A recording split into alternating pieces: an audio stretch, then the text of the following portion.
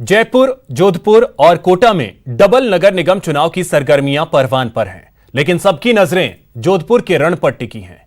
क्यों? देखिए इस रिपोर्ट में। शहर की सरकार के इस रण में जोधपुर का किला जीतने के लिए दोनों पार्टियों ने पूरा दमखम लगा रखा है। मुखिया अशोक गहलोत और केंद्रीय मंत्री गजेंद्र शेखावत का गढ़ होने के चलते दोनों ओर से एक एक पार्षद को जिताने की जिम्मेदारी सौंपी गई है।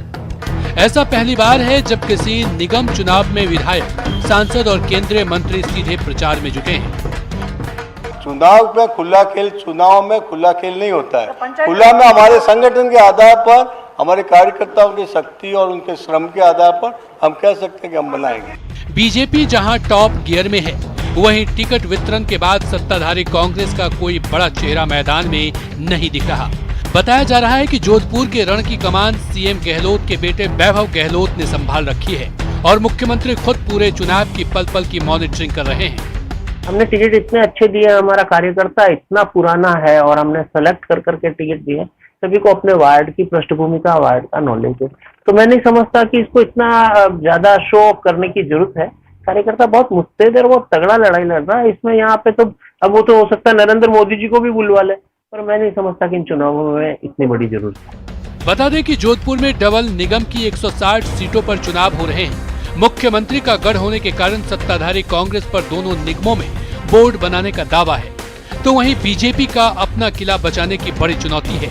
ऐसे में देखना होगा जोधपुर के दंगल में किसका पहलवान मैदान मारता है। वहीं कोटा में यूडीएच मंत्री शांति धारीवाल ने आज प्रेस कॉन्फ्रेंस की, जहां उन्होंने बीजेपी पर जमकर हमला बोला। आपने छोटे छोटे बछड़ों को तो पार्टी से निकाल दिया और सांड को खुला छोड़ दिया।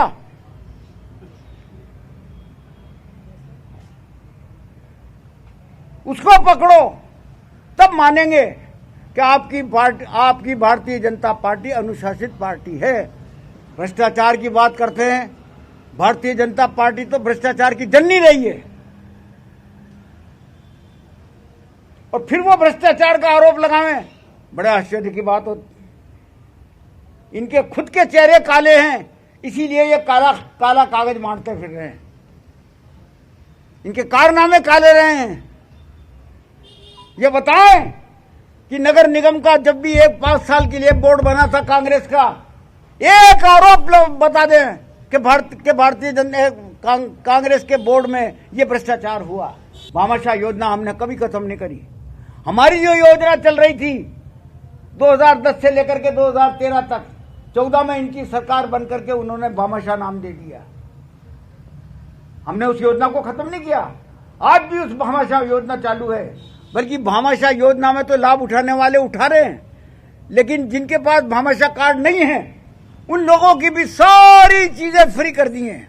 बल्कि 40-40 हजार रुपए का एक इंजेक्शन 40-40 हजार रुपए का वो सरकार के द्वारा फ्री लगाया जा रहा है। 2890 करोड़ रुपए के काम सड़क पर चालू हो चुके हैं। सिर्फ 3.25 साल में 2890 करोड़। अभी तो 3.5 साल बचे हैं, 3.25 साल बचे हैं। अभी तो पता नहीं कहां जाएगी ये फिगर। नगर निगम चुनाव को लेकर प्रचार के साथ शहर की सरकार के लिए सियासी सरगर्मी तेज हो गई है।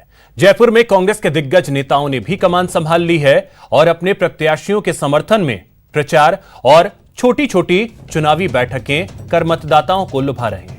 इसी क्रम में राजधानी के हनुमान नगर विस्तार में वार्ड 42 के पार्षद उम्मीदवार के समर्थन में हुई बैठक में कांग्रेस के कई दिग्गज नेता जुटे।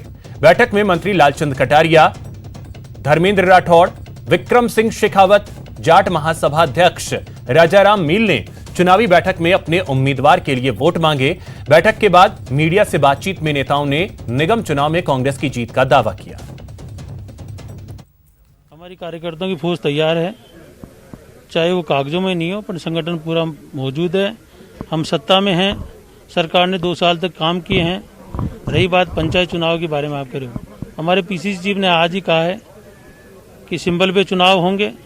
पूरे राजस्थान में कांग्रेस अपने विकास के नाम पे वोट मांगेगी और पंचायत राज पे परचम फहराएगी। देखो भाई, मेरे को निर्दलीय होते हुए 52,000 वोट इस विधानसभा क्षेत्र में दे दिए, उस कंडीशन में दे दिए कि मेरे सामने एक कैंडिडेट, दूसरा जो कैंडिडेट था वो भी एक मेरी जाति से बिलोंग करता था, तो ये भी नहीं था कि मुझे किसी जाति विशेष के वोट मिल गए हों।